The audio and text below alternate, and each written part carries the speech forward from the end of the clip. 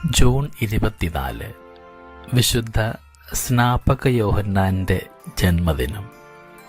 കന്യകാമറിയത്തിന് മംഗളവാർത്ത നൽകിയ ഗബ്രിയേൽ ദൈവദൂതൻ തന്നെയാണ് അതിന് 6 മാസം മുമ്പ് സ്നാപക യോഹന്നാൻ്റെയും ജനനത്തെക്കുറിച്ച് മുൻകൂട്ടി അറിയിച്ചത്.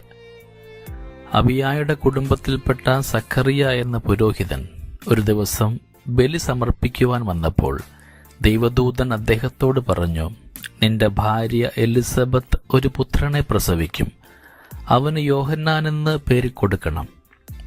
അയാൾ കർത്താവിൻ്റെ മുൻപിൽ വലിയവനായിരിക്കും. വീഞ്ഞോ മറ്റ് ലഹരി വസ്തുക്കളോ അയാൾ പാനം ചെയ്യുകയില്ല. അമ്മയുടെ ഉദരത്തിൽ വെച്ച് തന്നെ പരിശുദ്ധാത്മാവിനാൽ പരിപൂരിതനാവുകയും ചെയ്യും. ഈ വാക്കുകൾ സക്കറിയ വിശ്വസിച്ചില്ല. അതിനാൽ കുട്ടി ജനിക്കുന്നതുവരെ അയാൾ ഊമനായിരിക്കുമെന്ന് മാലാഖ കൂട്ടിച്ചേർത്തു. മാലാഖയുടെ വാക്കുകളനുസരിച്ച് എലിസബത്ത് ഗർഭിണിയായി. 6-ാം മാസം ഈ വിവരമറിഞ്ഞ് കന്യകാമറിയം എലിസബത്തിനെ ശുശ്രൂഷിക്കുവാനായിട്ട് ചെന്നു. മറിയം എലിസബത്തിനെ അഭിവാദനം ചെയ്ത മാത്രയിൽ ഗർഭസ്ഥ ശിശു തുള്ളിച്ചാടുകയും അവൾ പരിശുദ്ധാത്മാവിനാൽ പൂരിതയാവുകയും ചെയ്തു. യഥാസമയം കുട്ടി ജനിക്കുകയും യോഹന്നാൻ എന്ന് പേരിടുകയും ചെയ്തു. യോഹന്നാൻ മരുഭൂമിയിൽ തേനും കിഴങ്ങുകളും ഭക്ഷിച്ച് കടുത്ത തപോനിഷ്ഠയിൽ ജീവിച്ചു. പ്രായശ്ചിത്തത്തിൻ്റെ ജ്ഞാനസ്നാനം പ്രസംഗിച്ചു കൊണ്ടിരുന്നു. ജോർദാൻ നദിയിൽ വെച്ച് ക്രിസ്തുവിന് ജ്ഞാനസ്നാനം നൽകി. കർത്താവിൻ്റെ വഴികൾ ഒരുക്കുവിനെന്ന് മരുഭൂമിയിൽ വിളിച്ചു പറയുന്ന സ്വരമായിട്ടാണ് യോഹന്നാൻ തന്നെ വെളിപ്പെടുത്തിയത്. ജനങ്ങൾ അദ്ദേഹം തന്നെ ആയിരിക്കും രക്ഷകനെന്ന് വിചാരിച്ചു. എന്നാൽ താൻ രക്ഷകനല്ലെന്നും രക്ഷകന്റെ ചെരുപ്പിൻ്റെ ചരടഴിക്കാൻ കൂടെ തനിക്ക് യോഗ്യതയില്ലെന്നും യോഹന്നാൻ അസന്നിഗ്ധമായി പ്രഖ്യാപിച്ചു. ഈശോ സ്നാപക യോഹന്നാനെപ്പറ്റി പറഞ്ഞത്, സ്ത്രീകളിൽ നിന്ന് ജനിച്ചവരിൽ സ്നാപകനേക്കാൾ വലിയവനില്ലെന്നും അദ്ദേഹം കാറ്റത്ത് ആടുന്ന ഞാങ്കണയല്ലെന്നുമാണ്.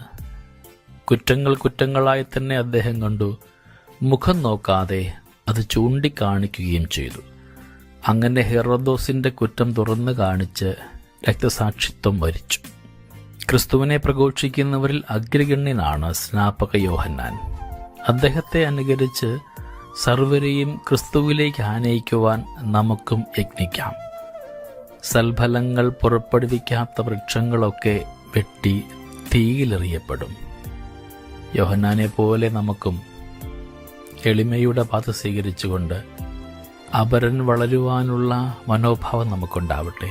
സ്വയം ചെറുതായിക്കൊണ്ട് ചിലയിടങ്ങളിൽ കണ്ണടച്ച് ചിലയിടങ്ങളിൽ കേൾക്കാത്ത ഭാവത്തിലായിരുന്നു കൊണ്ട് അപരനു വേണ്ടിയിട്ട് വഴിമാറിക്കൊടുക്കുവാൻ നമുക്ക് തീരുമാനമെടുക്കുകയും ചെയ്യാം. സ്നാപക യോഹന്നാൻ്റെ ജനനത്തിരുനാളിൻ്റെ എല്ലാ മംഗളങ്ങളും ഏറെ സ്നേഹത്തോടുകൂടെ നിങ്ങൾക്കേവർക്കും നേരുന്നു.